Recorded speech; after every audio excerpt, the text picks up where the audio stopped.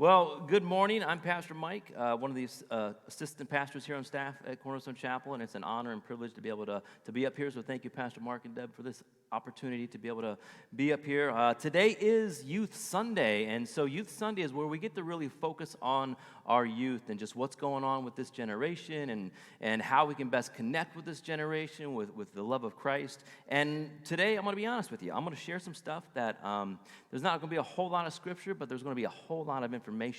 And I really hope that this causes us to pause and just think and reflect on just where we're at as a church, where we're at, like Big C Church across the board, but also where we're at with this generation as we continue to sow seeds of God's love into their lives. And so we're just going to talk about some pretty honest stuff this morning. So little backstory is I've been working with the youth right now for about 24 years. And so I started back in 98, and 10 years I volunteered serving as small group leader and drama team leader, and we just did a lot of stuff back in the day. And then when the opportunity arose for me to be able to come on staff as youth director, serving under Pastors Brian Heaney and Pastor Joshua Schmidt, I was able to serve in that capacity. And then 2010 came on board as the youth pastor, and I have just been really loving it ever since. And I do really count it such a joy and an honor to be able to be in this capacity to continue to work with Next Gen. And so that is also our kids. So our Next Gen consists of nursery all the way up to 12th grade. So it's a big age group there, but I can't do it alone. We have a lot of directors that are help out with that, and so you're going to meet some of them this morning if you don't already know them. So just real quick, something about this generation, and we'll get into this a bit more, but it's a different generation that we're working with these days. And as I talk to other youth pastors, and I say, hey, you know what? I feel like I'm not really connecting so much with youth these days. Is it because I'm in my 40s now? And they reassure me, no, it's not so much because of your age, it's different. So every pastor that I talk to, every youth worker from other churches, they all agree, like, yeah, this is a different generation, and we have to have different approaches in how we reach out to this generation. So we call our youth group Revolve, and so to give you the context of what we mean, we have sort of a verse that we go off of, and that's in Colossians, and it says this, Christ is the visible image of the invisible God. He existed before anything was created and is supreme over all of creation. For through him, God created everything in the heavenly realms and on earth. He made the things we can see and the things we can't, such as thrones, kingdoms, rulers, and authorities in the unseen world. Everything, now this is it, everything was created through him and for him. He existed before anything else, and he holds all creation together. So we believe that God created everything in him and for him. Hence the word revolve. We believe that our lives are designed to revolve around him. And so as we connect with our youth in this generation, we want them to understand that it is all about getting them to understand that Jesus is at the center, and we want their lives to revolve around them. So I want to introduce here real quick to you some stuff going on with our youth, and just let you know who works in our youth department. So we have for our kids directors, nursery and pre-K is Andrea Sauer. So you see, there she is. She couldn't be here with us this morning, but Andrea, she oversees the nursery and the pre-K and kindergarten class over here. So sometimes if you walk out here and you hear like a lot of chaos going down the hall, like a lot of kids screaming and stuff, that's Andrea's class. They're having a lot of fun down there on the slide and just hooting and hollering, and it's there where they start worshiping and learn what it means to worship Jesus and sort of those foundations as far as who Jesus is. So her husband Mark is there a lot helping out, and Bailey. And if you also serve in that classroom in either the nursery or the pre-K to K class, would you mind standing so we can acknowledge you?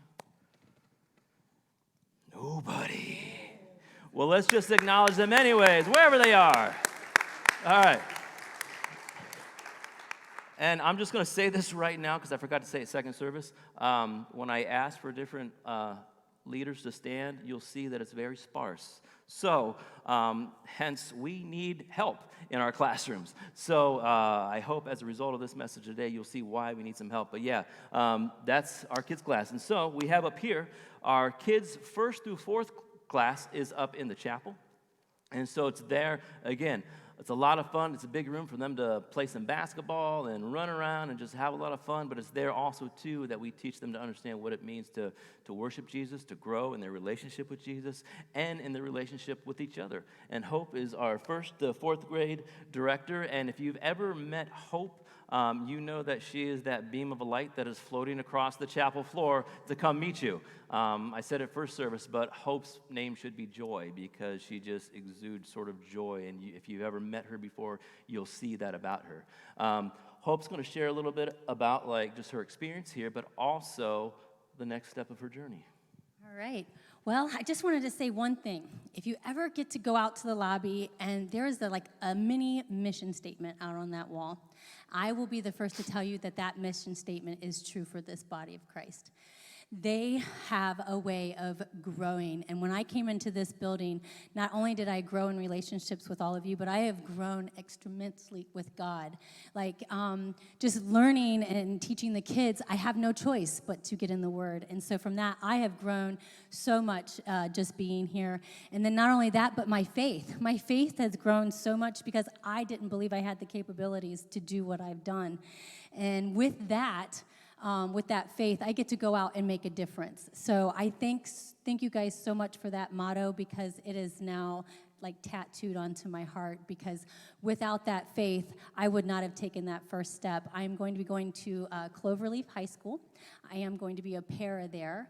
And some of the kiddos that I'm going to come in contact with may not know the love of Christ. And so God is going to put me in their path. I'm going to be the feet and the hands of Christ. And if I can just ask one thing from you guys, that you guys pray for me, because this is going to be a journey that I'm not used to doing. But just pray for my courage and for faith to keep growing. But without you guys, there's no way I could have had the courage to step out and take on this new position. And guess what? I'm not going anywhere. So I may not be in the next gen director, but I'm still going to be with the kids because I absolutely love every one of your kiddos, and they hold a special place in my heart. Yeah, oh my goodness, I see some of them out here now that are not in class, but oh my goodness, you're going to make me cry. So nevertheless, I just wanted to take this opportunity to thank you for loving on me, for believing in me, and for sending me out to go and be that light, to be that joy. Whatever God has in store for me, I just cannot wait to see what that will be. And before I took on this job, I was like, God, just send somebody to take my place and that will do in love on these kiddos. And he sent, it's only by the grace of God. He sent an amazing, amazing woman, and she is going to be awesome because her love for your kids is evident all over herself. So thank you. Thank you for taking that stress off of me and worrying. I don't have to worry anymore because those babies are going to be taken care of. You got my kiddos. Can we honor Hope? Thank you. So, well, taking over Hope's position is Sharon, and Sharon's going to share a bit about her story. But this is one of those transitions that sometimes, as we transition from staff to staff, sometimes it's difficult. And this was super easy. And so it's one of those things where, as a staff, we met and we all, I think, at different times brought up Sharon's name. And then the fact that when we asked her, she said yes. It just happened so quick. And so, Sharon, why don't you share your story? So my name is Sharon Harvey. I started coming here when I was 16 years old. Pastor Mark was the youth pastor at the time, and I loved it and went on to become a youth leader, was heavily involved with the youth group for a while there, and then I met my now husband, and we got married right here by Pastor Mike here. We were his first wedding. And that was 11 years ago now. And we got floated around for a little bit after that. And about 6 years ago, we were called back to Cornerstone. I've been a stay-at-home mom for those 6 years with my 3 kids. And this is just such a God thing because I've been really struggling for probably over a year now about what my purpose in life is outside of my motherhood and what I wanted to do with my life. I have always worked in retail and it kind of scarred me a little bit. I'm finally at a place where I can celebrate Christmas again and like not feel haunted by that. And I just didn't want to go back there. And so I've been really trying to like figure out what am I doing with my life. And then Pastor Mike called me out of the blue and offered me this position. And I told him I'd think about it and pray about it. And then the next 2 nights, the devil just attacked my self-worth so heavily. And just, he kept feeding me lies that this was not something that I could do. This is not something that I am qualified for or anything. And so I sat there going, okay, these are obviously lies from the devil. And if he is working this hard to tell me no, then this must be God saying, this is what I have for you. So I said yes, and here I am in faith and some really great humility that all of you are going to be trusting me with your kids, and I hope to live up to everything that Hope is leaving behind here.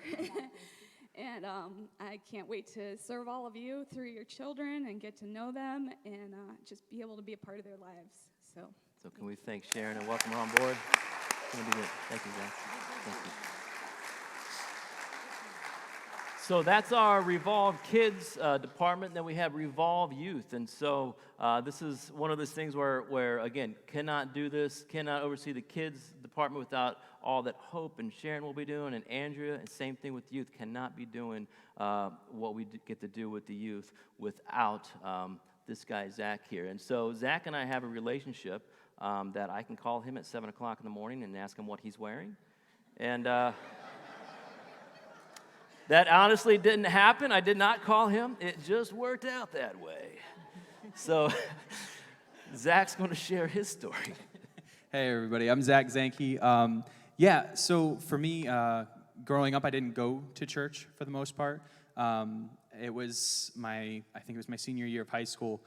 I had a friend, he invited me to come play some football, and I was like, yes, let's go play football. I've always been like the bigger guy. I was like, let's go play football. And I ended up here, and I was like, yo, you tricked me. You tricked me. And I was at church, and I was like, this is the first time. I was like, okay.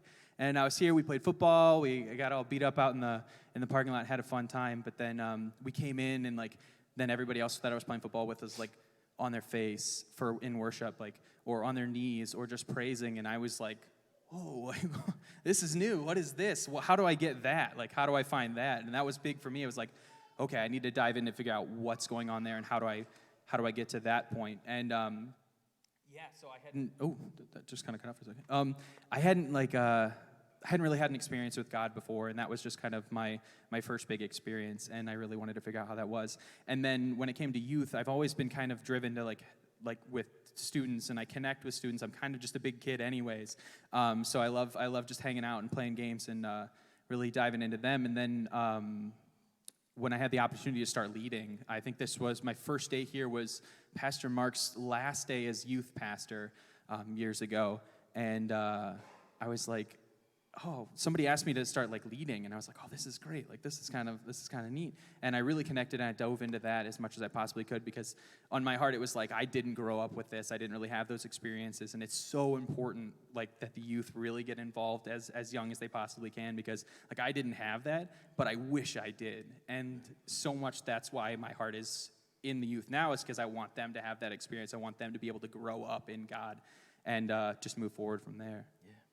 So Zach was actually, so it's been a long time that you've been here, so in the 2000s, and he was actually our junior high, the unpaid junior high director on Sunday mornings, which meant for 3 years, from 2012 to 15 or so, he would come in and he would teach our junior high. Wasn't on staff, he just did it because he loved it. And so when the time came, we were looking for people to hire. Zach and I, we've always stayed in contact, even for a bit when he had left the church for a little while, just to kind of work some stuff out, and we would always kind of talk and hang out and grab some food. And then we looked for a youth director, and then one day we sat down, and he was telling me how he feel God is calling him back to Cornerstone. And he asked, well, what can I do to serve? And I'm like, oh, you just did that. You just asked me that. Because we're looking for someone just to serve on Wednesday nights, but then we're also looking for someone to come on staff. And Zach's like, okay. That's it. So just his heart has just been amazing. And just to be able to work alongside of him, it is just such, honestly, man, it's just such a joy and honor, man, to do this. So we're just going to real quick highlight some events that we did this year, and then we're going to kind of move on. But yeah, you want to talk about these events that we did with the youth? Just so that in case you're new here, you don't really know, like the youth is always usually kind of separated and siloed from what is happening on Sunday morning, but this is just some of the stuff that we get to do. Yeah, well, we've had a blast this year. We've had so many different events going on. We started with a lock-in. We kind of had a lock-in here at the church. We started at the trampoline park. Oh, yeah, we park, started at a trampoline park and then came to the lock-in here and really dove in there. That was a lot of fun. Then we had winter camp, which was great over at Camp McPherson. We did summer camp at Camp McPherson recently, too. So what you're seeing there is our winter camp of all the students that showed up there. And then what you see is for the summer camp, that's just our youth group that went. So again, if you would help financially support youth to go to camps or to retreats, man, that is such a huge time in their lives and so transformational. So that's I mean, if you've invested in their lives, and so that's what that is there. Yeah, it's definitely a blast. Then we had, I think it was like March. Yeah. We had a big mashup. We actually we combined youth groups with Heartland from down the street, and we combined worship teams too, youth worship teams. So we had a little bit of each worship team, and then we had a message from their youth director over there, Smags, and then we had a blast. This room was cleared out. We had games. We had fun stuff going on here. Throughout the whole church, we had an escape room down over that way. It was a great time. Wow. There was over 100 students that showed up, and it was just an awesome time. And this just happened recently. This was our youth worship night at Amherst. And so another Foursquare church that is in our district in Amherst, they did a worship night where they just invited other churches to come. And this was a lot of fun as well, so you can kind of get a glimpse of what we did there. So that's what we've done so far. And then coming up pretty soon, we have a youth retreat coming up. That's going to be great. It's a fall youth retreat. Yeah. What else do we have? We have November. We haven't solidified this yet. This one's fun though. Pastor Mike came up with this name. This idea. Helped. Yeah. But we have an event we're going to do. It's called Smacks on Tracks on Stacks? Or Stacks on Tracks on Smacks. It rhymes. So all you can eat pancakes, that's the stacks. Karaoke, that's the tracks. Smacks, dodgeball. Yeah, all right. So put all that together in one event. That's just Stacks a good on time. Tracks and Smacks. Yeah. It's going to be a fun time for sure. We're going to have a lot of fun here for sure. So real quick, I just want to point out Ethan's sitting over here in the green. Ethan has been our youth worship leader for the past year, and he's done a phenomenal job. Several years ago, we didn't have a worship team.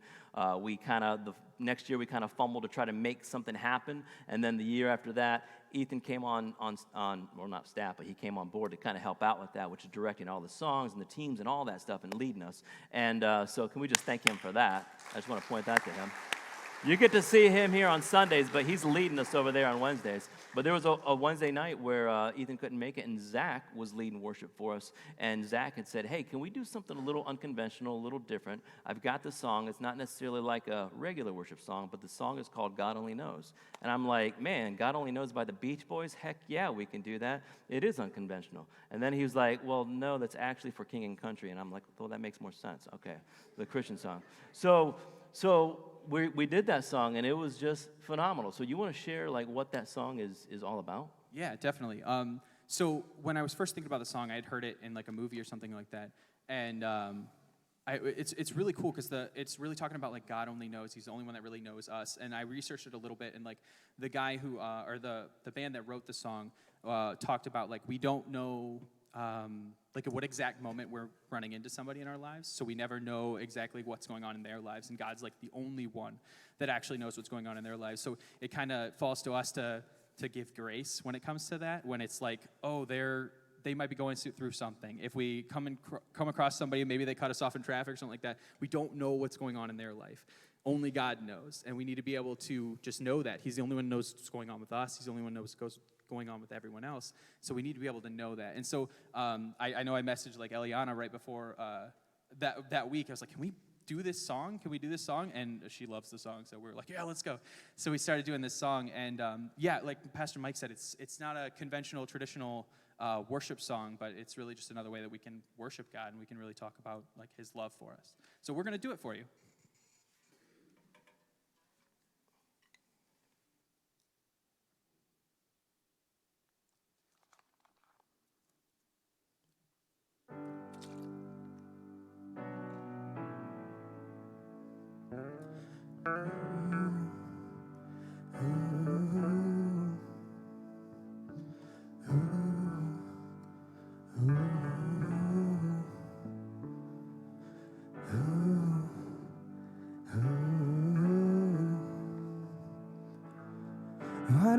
awake while the world is sound asleep, and so afraid of what might show up while you're dreaming.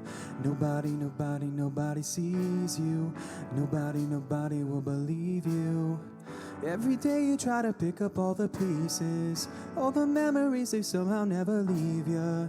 Nobody sees you. Nobody will believe you. And God only knows what you've been through. God only knows what they say about you. And God only knows how it's killing you. But there's a kind of love that God only knows. God only knows what you've been through.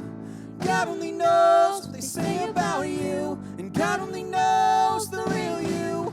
And there's a kind of love that God only knows. There's a kind of love there's a kind of love. You keep a cover over every single secret, so afraid if someone saw them they would leave. But somebody sees you. Somebody will never leave you. And God only knows what you've been through. And God only knows what they say about you. And God only knows how it's killing you. But there's a kind of love that God only knows. And God only knows what you've been through. And God only knows what they say about you. And God only knows the real you. And there's a kind of love that God only knows. There's a kind of love there's a kind of love. There's a kind of love there's a kind of love. For the lonely, for the ashamed, the misunderstood and the ones to blame. Lord, if we can start over, we can start over, we can start over. Oh, for the lonely, for the ashamed, the misunderstood and the ones to blame. Lord, if we can start over, we can start over, we can start over. There's a kind of love that God only knows. God only knows what you've been through. God only knows what they say about you. And God only knows the real you. And there's a kind of love that God only knows. God only knows what you've been through. God only knows what they say about you. And God only knows the real you. And there's a kind of love that God only knows. There's a kind of love there's a kind of love. There's a kind of love there's a kind of love. And God only knows where to find you. God only knows how to break through. And God only knows the real you. And there's a kind of love that God only knows.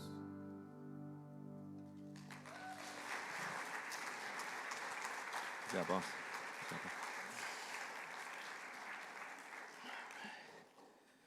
So as Zach was sharing, that was kind of unconventional for us to do that on a Wednesday night because it's not your traditional worship song. But I'm not sure if anything about this generation is conventional, so I feel like we need to embrace reaching this generation a little differently, even if it means it's a song that causes us to think about a characteristic about who God is, if it produces a conversation. And it's actually what happened with that song is we played that song, and when we came off the platform, we had a student say, "Can we do that again? Like now?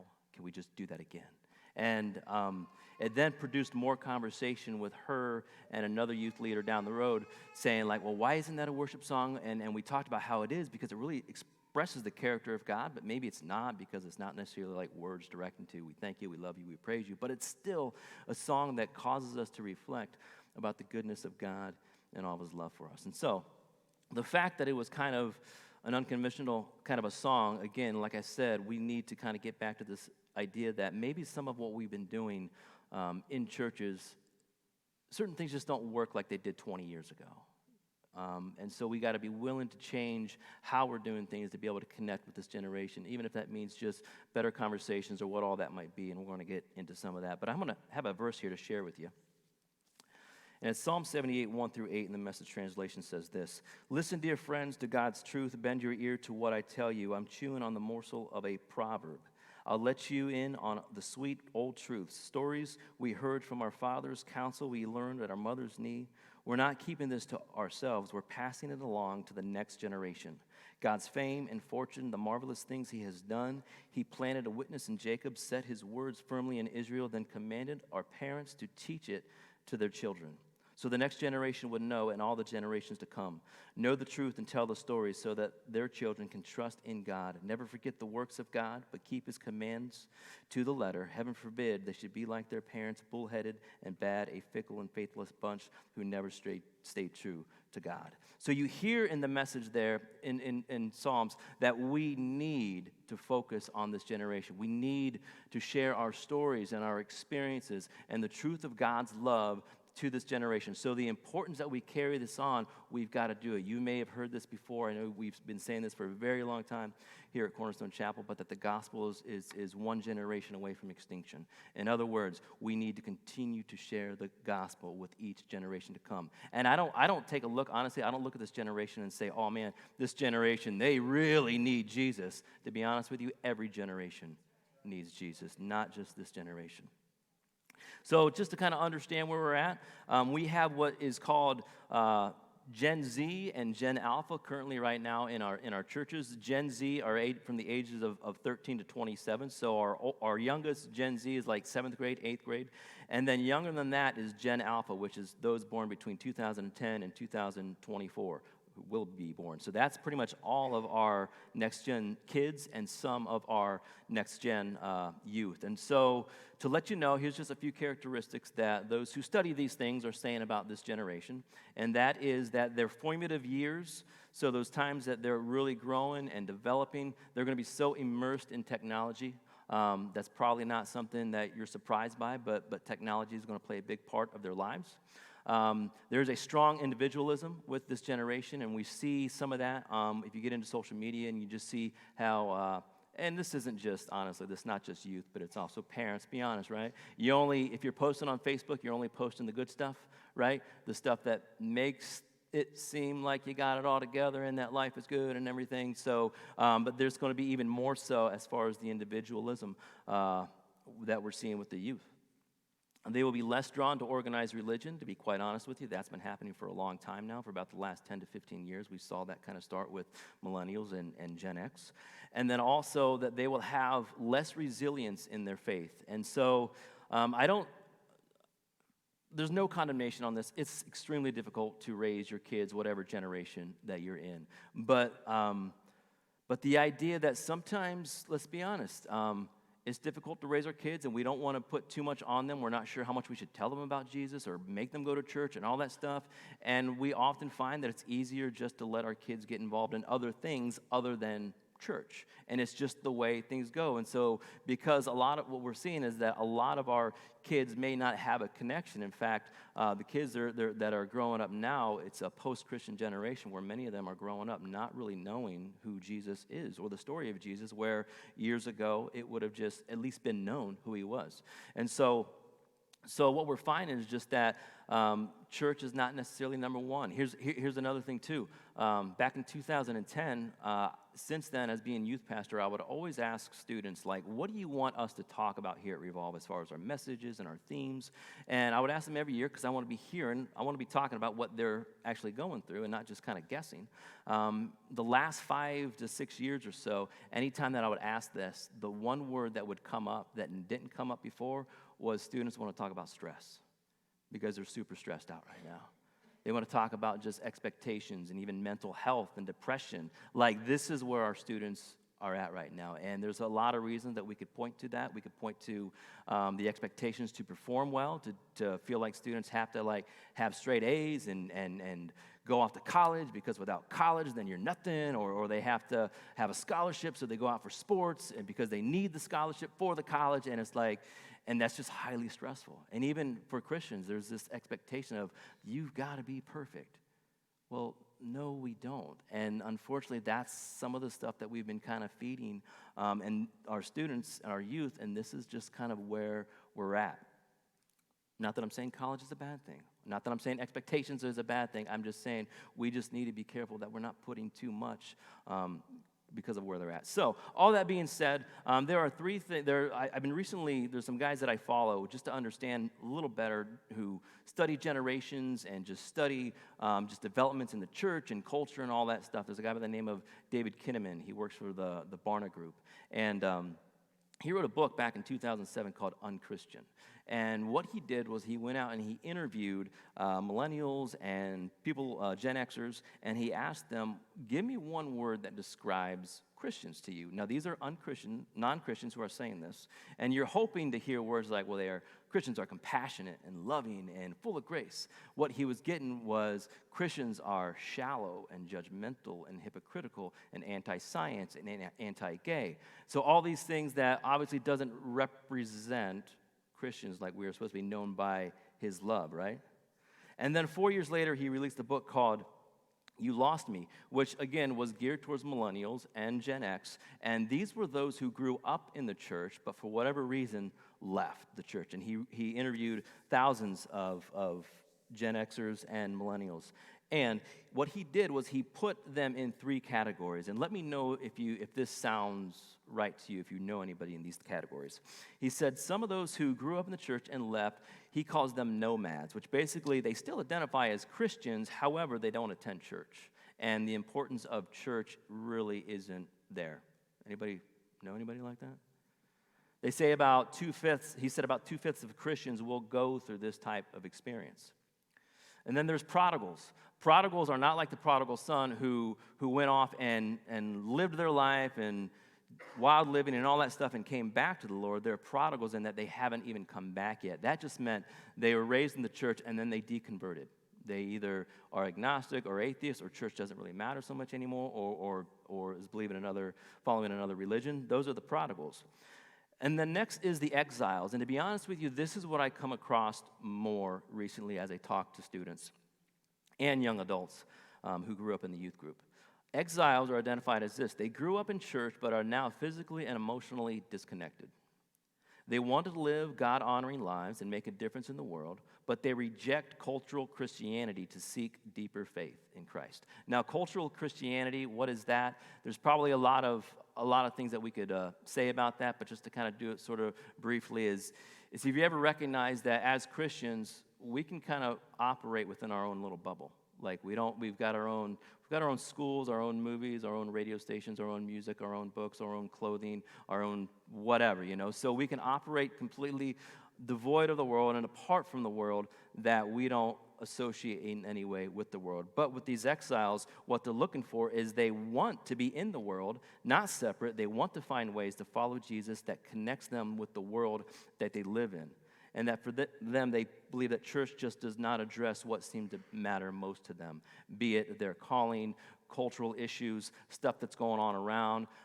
Many will take a look at the church and say, you know what, that doesn't look like the faith that maybe I think Jesus is calling us to do. So, exiles. Now, one of the things that I really want to share, and I really want to just be honest with you this morning and just as real as I can be, is there is we'll call it a buzzword, and this is what's called deconstruction. Has anybody ever heard of deconstruction? If you listen to Christian radio or if you talk to people, the word deconstruction is this. It's the idea of, imagine you have a wall. You just built a wall, and then you just want to tear that wall down. Has anybody ever done any reconstruction at your house? You had a wall there, but you wanted to open it up to make it a bigger room or something like that, right? So you probably know some of those. So the idea is this. So deconstruction is taking apart that wall either completely, so there's nothing left, or it's maybe taking a look at the wall and saying, hey, you know what?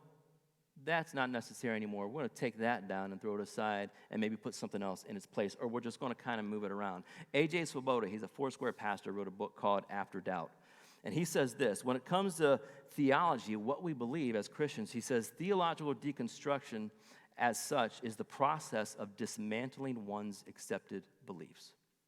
Now, I've been in sort of the deconstruction mode for about 10 years now, which means I was not raised in the church. I didn't accept Christ until I was 19. And when I became a Christian, I desperately just wanted to know, like, how do I follow Jesus? And so I would be asking all these important people in my life, how do I follow Jesus and what do I do? And there were certain things that they would tell me that I'd be like, okay, there, put it on my wall. That's important. And then as I would just kind of live my life, and I realized that that thing right there, that's not having any impact on me at all, or any impact on the world around me. Or I even don't even know how that fits into what God wants us to do, or even Christianity. It's just maybe a good idea, or it's a thought, or it's something that churches are maybe promoting, but maybe it's not necessarily rooted 100% in the Bible. It's just more of a cultural thing. So I would take that thing, I'd take it off the wall and say, you know what, that doesn't really matter. Now, deconstruction can be a very good thing. We hear it lots of times as it's a bad thing, because what deconstruction can take somebody in their faith where basically they've stuck some dynamite to the wall and they blew it all up to the point where they don't believe anything at all. And what I'm seeing with students now, what I'm seeing in my life is I love Jesus so much. And I am following Jesus as best I can. And I'm reading the Word, even though there's certain things that I question and I doubt certain things, I'm still committed to this. I'm still committed to following Jesus, and I'm still want to tell the world about who Jesus is and share his love with them, but not to do it in a way that maybe seems conventional. In other words, the way that other people has always done that. Because to be honest with you, there are certain things that I see going on culturally in the cultural Christianity scene that I think, you know what? That's not me. That's not how I think. That's not how I believe. And I'm not sure that that's what Jesus would necessarily want us to believe as well. And there's been so many times where I've not shared my doubts with people because I've picked up on that in churches, you're not supposed to share your doubts. You're supposed to stand on the Word, and the Word of God does not return void, and you're supposed to trust in that. But then what do you do when you pray and pray and pray for somebody's healing and then they die? What do you do with that? What do you do when there's really difficult verses that we're trying to understand? Over the years, people have used the Bible in so many horrific ways to justify, be it slavery, to justify oppression in some country, to justify whatever it may be. And so when I look at where we are as a country, Christianity, we can definitely see that things aren't going very well. And sometimes we may not know exactly how we're supposed to handle people's doubts and questions. We just want to throw pat answers at people. Recently, we got a call, my wife and I, from somebody that used to attend Cornerstone 10 plus years ago. The family was here, and then they went for whatever reason to other churches. But this particular person grew up in the faith, loved Jesus, got involved at another church, came on staff at this other church and was serving there. And then somewhere along the way, I think it may have been around maybe 2020, 2021, whatever, we could all say that, yeah, those were difficult years for the church, difficult years for the world, a lot of stuff we had to process. And so this particular person, I'll call her Anna, just began asking questions with people in her church about what she believes and what she doesn't believe. And what came back to her was just the answer of, well, you just need to believe. Stop asking the questions. Just accept it and just believe. And now let me tell you this, yes, we want to believe. Absolutely, believe. However, you can't just put it at that.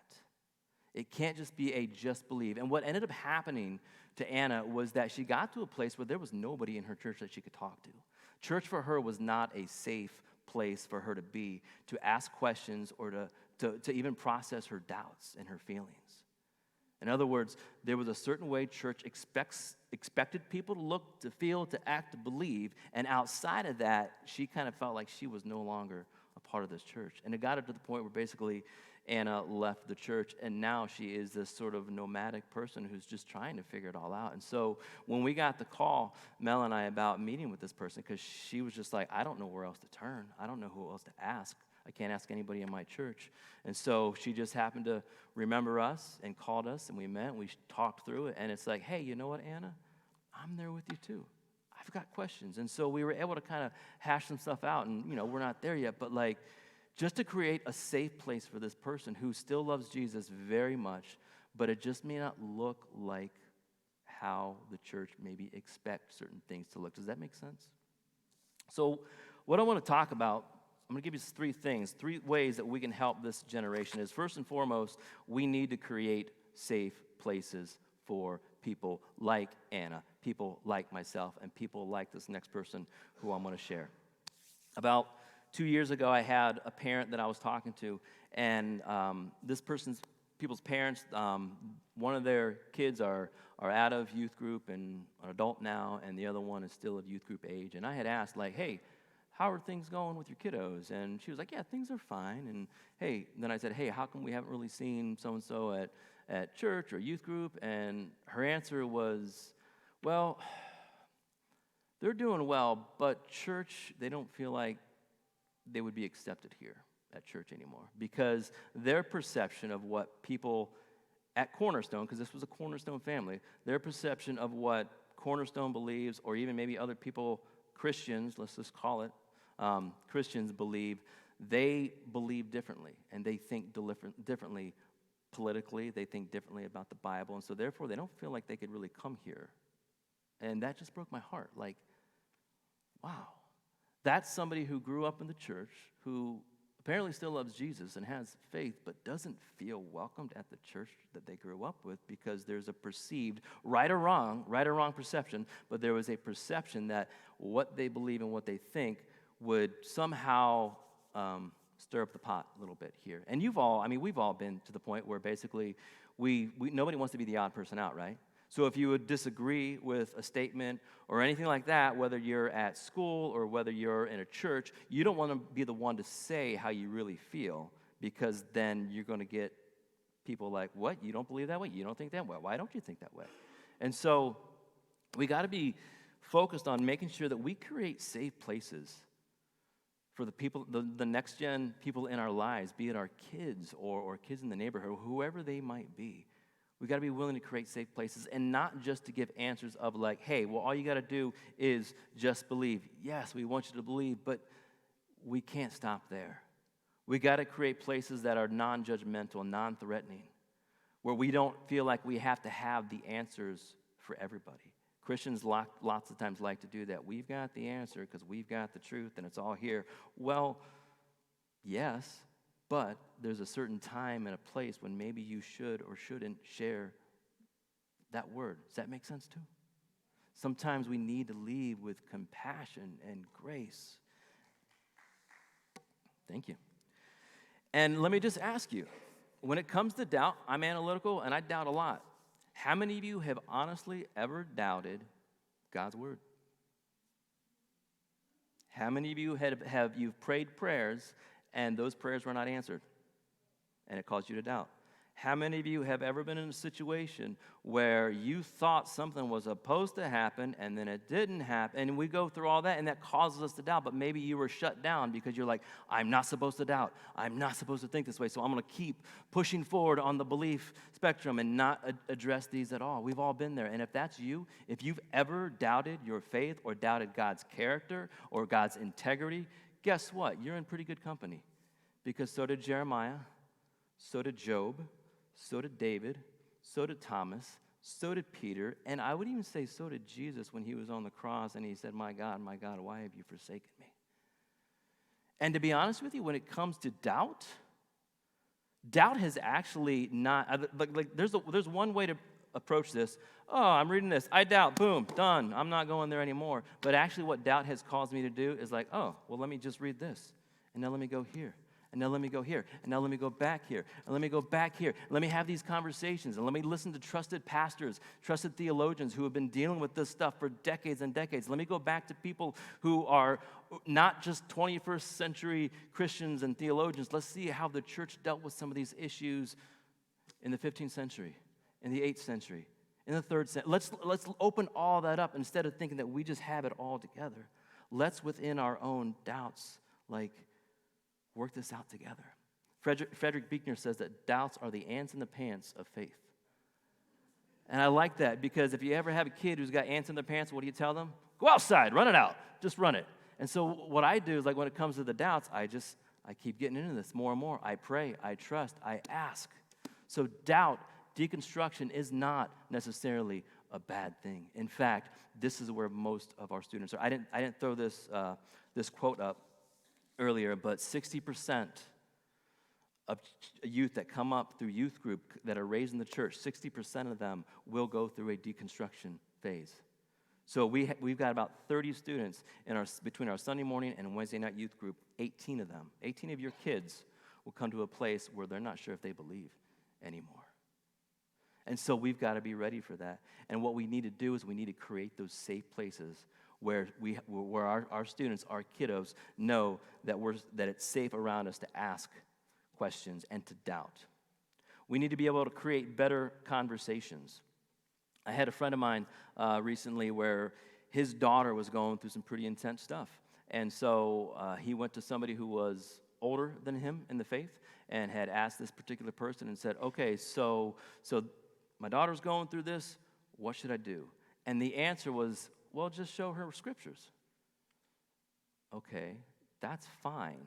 But I've not necessarily seen that work by and large. Like, yes, I 100% believe that the Bible transforms our lives. But it usually works more often for somebody who's at a place in their faith where they want to continue to grow, where they get into this and this gets into their lives and get transformed by it. Or maybe with somebody who is absolutely down and out of luck and in their faith at all, and they're just ready to die, and maybe a verse comes along that can save them out of that place where they're at. I've heard stories about that.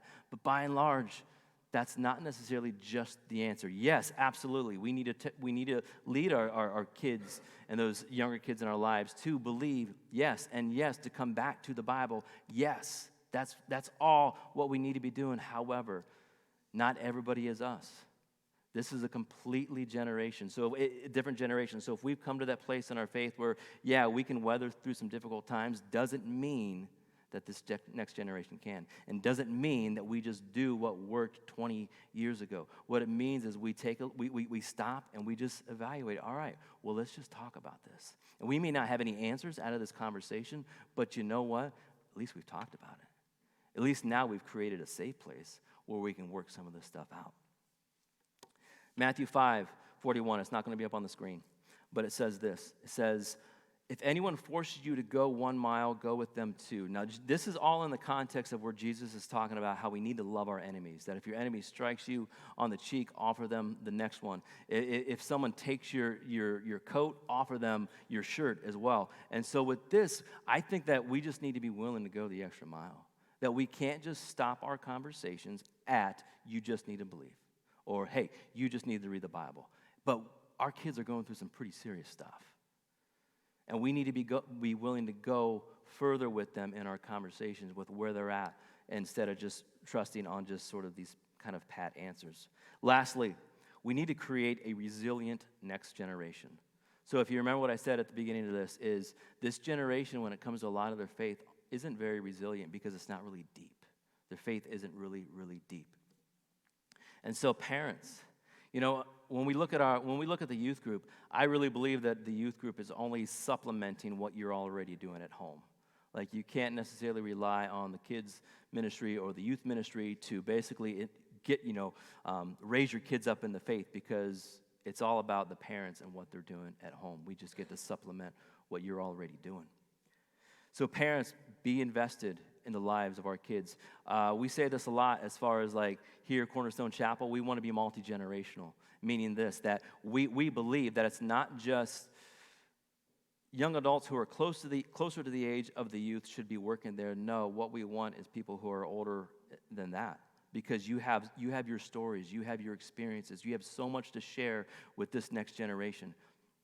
I talked about this first service. What I loved, one thing that we did years ago with our missions trips, we didn't necessarily have traditional youth missions trips, but what we would do is we would invite the youth to come along with the adults on the mission trips that they were going on, because that way the youth and the adults could all work together with one common goal, and wherever we were at, whatever we were doing. And then what that produced, what I got to see, was when we would come back from those mission trips months later, I would get to see those adults who are on the trip and the youth who are on the trip. I would see them like hanging out in the foyer.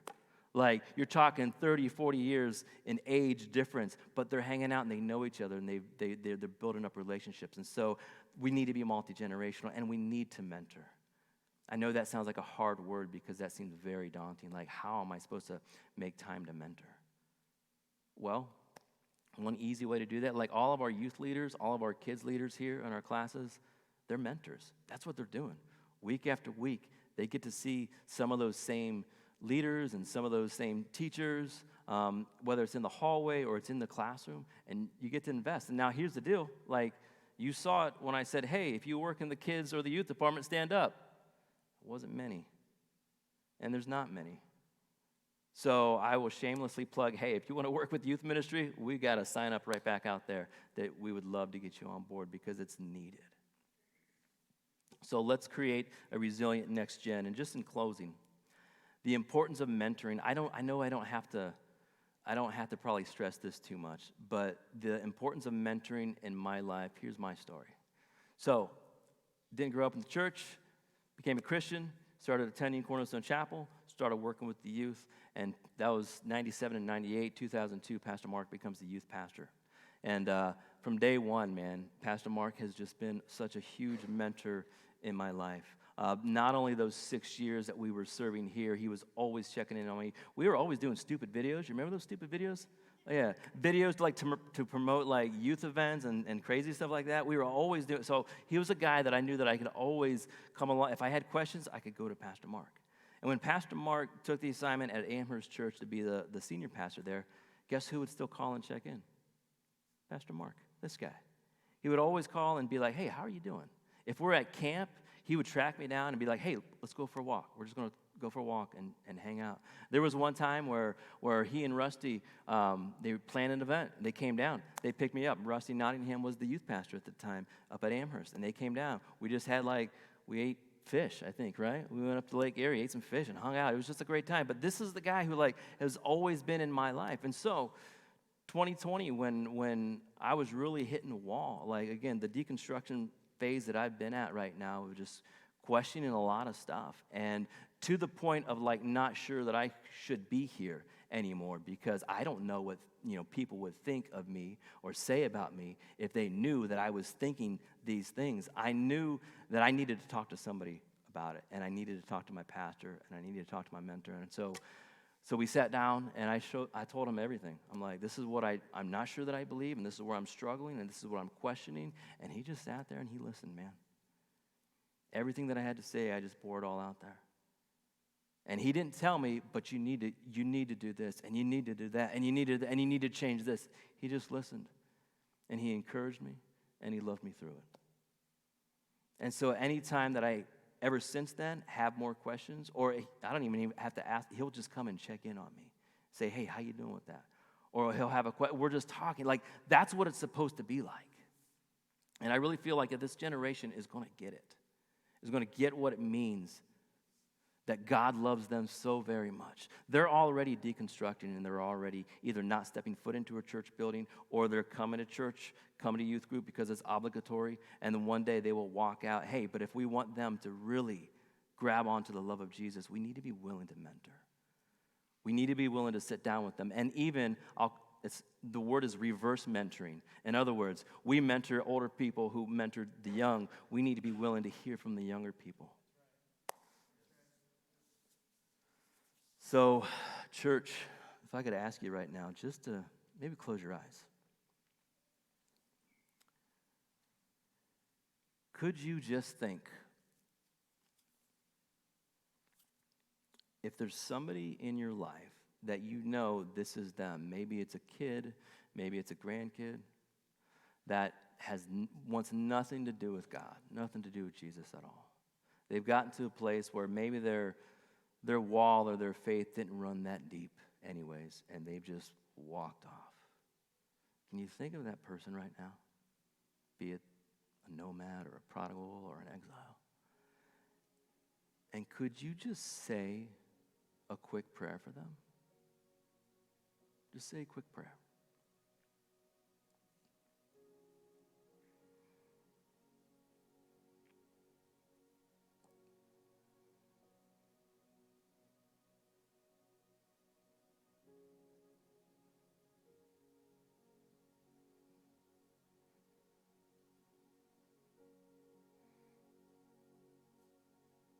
And now, if you could just pray and ask God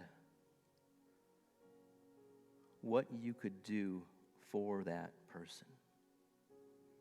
How you could have an impact in their lives.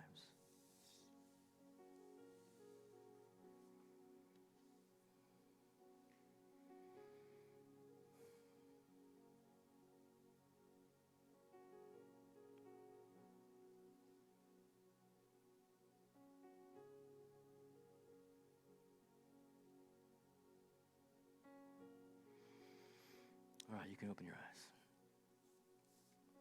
So I just want to tell you right now, if that person that has been going through some deconstruction, doubt, questioning, all that stuff, I just want you to know that this is a safe place. We are striving for it to be a safe place. I'm really grateful that Pastor Mark is actually going to be talking about this in 2 weeks. Construction, deconstruction, reconstruction. What does it all mean? What does it all look like? Because let's just be honest with where we're at, how well we're doing in the faith, how well the church is doing. Not really good. So the church needs to be the safest place for people who are struggling. Doesn't obviously mean that we throw this out. No, we stand on this. Doesn't mean we throw Jesus out. No, he's the rock. He's it. He's all we've got. But let's not pretend that things are working, or let's just not just say, hey, things will change down the road. It'll be all good. No, there's work to be done right now. And some of that work is with this next generation, I believe, is we create the safe places, we create better conversations, and we work hard to create a resilient next generation. Be willing to go the distance with them into conversations that makes you uncomfortable. And if you feel like maybe you can't go there, then you know what? Try to point them to somebody who can. Thank you so much for being here this morning with us. Can I just pray for you? God, we thank you so much for this congregation. Thank you so much for all that are here today. And Lord, throughout the week, continue to put on the hearts of every person here that young person that they can be pouring their lives into, because it matters. It's necessary. It's needed. Lord, let us make this a safe place at Cornerstone Chapel. Let this be a place where we can just truly have good, great conversations. To be humble, to be open, to be honest, to be real, to be genuine. But to never forget how much you love us, God.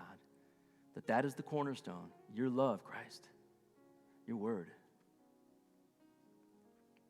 We thank you, God. Amen. So if you're here today and you don't know who Jesus is, we're up here and we would love to introduce you to Jesus. We'll have some people up here to pray. If you just need something to pray about, we'll have people up here willing to pray for you. If you have any questions in regard to this message, we're here as well, and we would love, love, love to talk to you. So we love you guys. Thank you so much for being here. I know this was a heavy message, and I kind of apologize for that, but thank you for listening. We love you. Thank you. God bless you guys.